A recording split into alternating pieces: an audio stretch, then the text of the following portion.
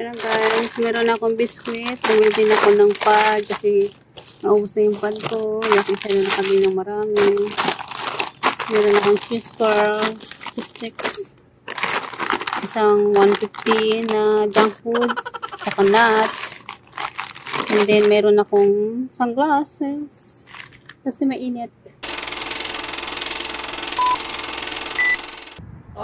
Hello mga ka-dreamers! Welcome back to my vlog, hello everyone! For today's video, meron akong i-share sa inyo na good news! Okay, ano ba itong good news na to? Ito po ay para po sa mga nanny or caregivers outside Canada. Okay, ito po yung balita na ang IRCC po ay nag-announce ng bagong pathway para sa nanny or caregivers na pupunta po ng Canada. Okay, ang good news guys, na ang caregivers upon arrival dito sa Canada ay magiging permanent residents agad. O diba, napakagandang balita yan. At napakadali nyo na lang maging permanent resident paglapag nyo lang ng Canada. Syempre, may mga guidelines pa yan guys.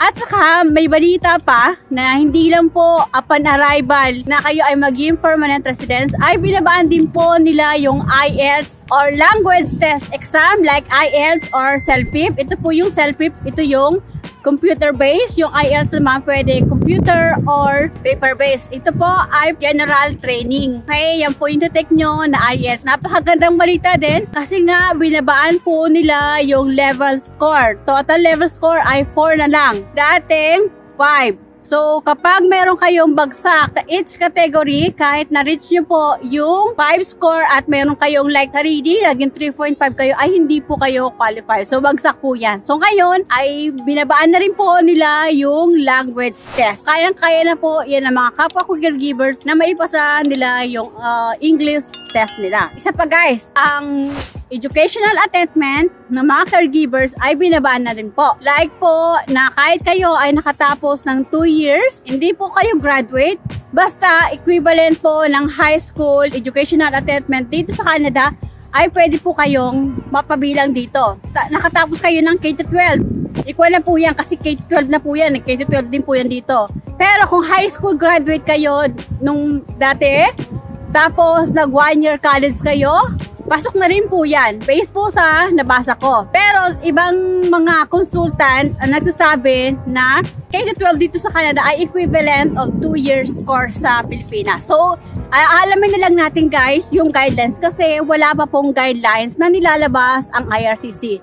In-announce lang nila outside Canada, para sa outside Canada, na upon arrival ay magiging permanent residents na sila. Pero, may mga guidelines po yan. At least, alam na natin ngayon na upon arrival, magiging permanent residents kayo at binabaan na rin nila yung language test at saka yung educational attainment. Dati kasi, like sa akin, ay hindi po talaga pwedeng ma-assess ng school na naka-assign para sa mag-assess ng mga educational attainment natin. Like sa akin, ICES. So, kailangan 2 years graduate ka ng college para ho makapasa ka or ma-assess nila at mabigyan kanila ng assessment ng ECA kung kayo po ay naka 2 years course sa Pilipinas. Ano-ano mga kailangan nito guys? Based po sa nabasa ko at napanood ko, ang mga requirements nito kung para kayo ay maging qualified, syempre kailangan nyo ng employer na makakapagbigay sa inyo o makakapagbigay sa inyo ng offer letter with full-time jobs. Okay? So, kailangan nyo talagang magkaroon ng employer para mabigyan kayo ng full-time job. Kasi,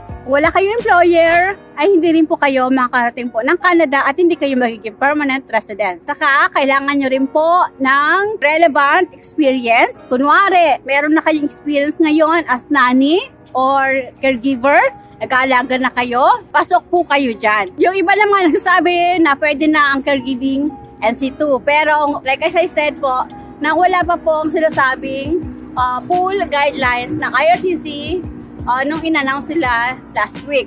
So, napakabago pa ito guys, kaya medyo hindi pa kompleto. Wala pang full details para dito sa new pilot ng IRCC.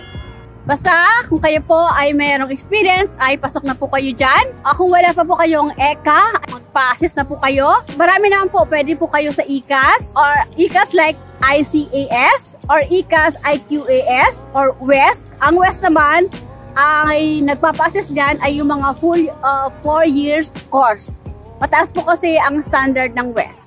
Pag ISS naman, tulad ko, basta mayroon kayong diploma, TUR, ay pasok po kayo dyan sa IS. 2 years course with diploma and certificate, ay pasok po kayo sa IS. So, yan po yung mga nag-assess ng educational attainment natin dito sa Canada. I-search nyo lang po, guys.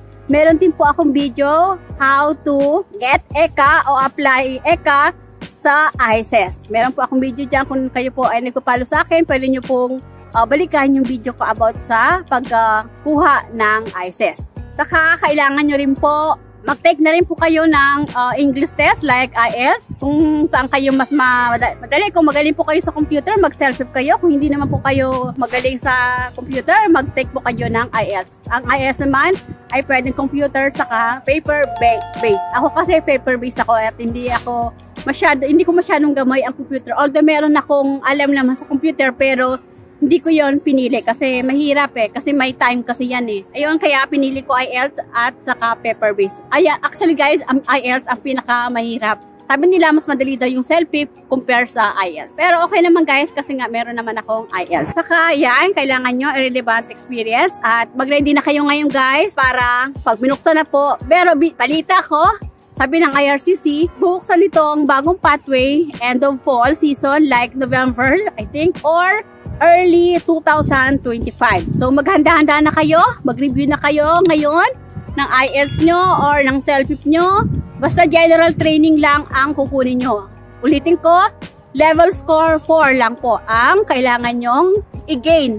Kung makakuha kayo ng more than 4 ay mas okay. Pero 4 lang po ang kailangan ng IRCC ngayon. And then, experience nyo. Kung kayo po ay mga experience na outside Canada ay pasok na po kayo dito sa new program ng IRCC. Diba mga kapwa ko caregivers, napakagandang balita ito sa mga outside Canada. So yung mga inside Canada po, like me, ay waiting pa rin po sa announcement ng IRCC bago po ma-expired yung home child care program at home support worker ngayong June 19, 2024. So sa amin, inside Canada ay hindi pa po namin alam kung ano magiging pathway namin. Kung kami ba ay include dito sa new program ng IRCC sa outside Canada as permanent residents upon arrival sa Canada. So kami ay blank pa kung ano magiging pathway namin, kung makakasama ba kami dito. Napakagandang balita ito guys. Sana meron din para sa amin na mga inside Canada na bigyan na rin kami ng madaling way para maging permanent residents dito sa Canada.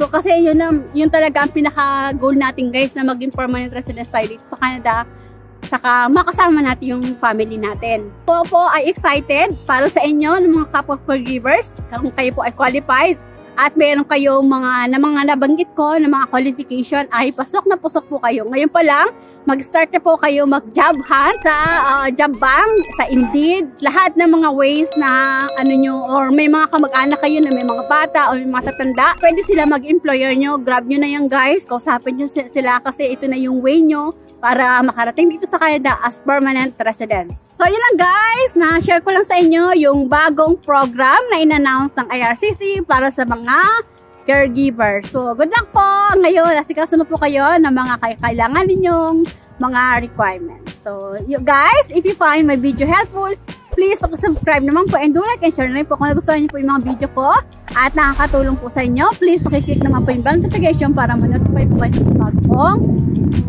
video. So yun lang guys, thank you for watching. Bye, God bless us all.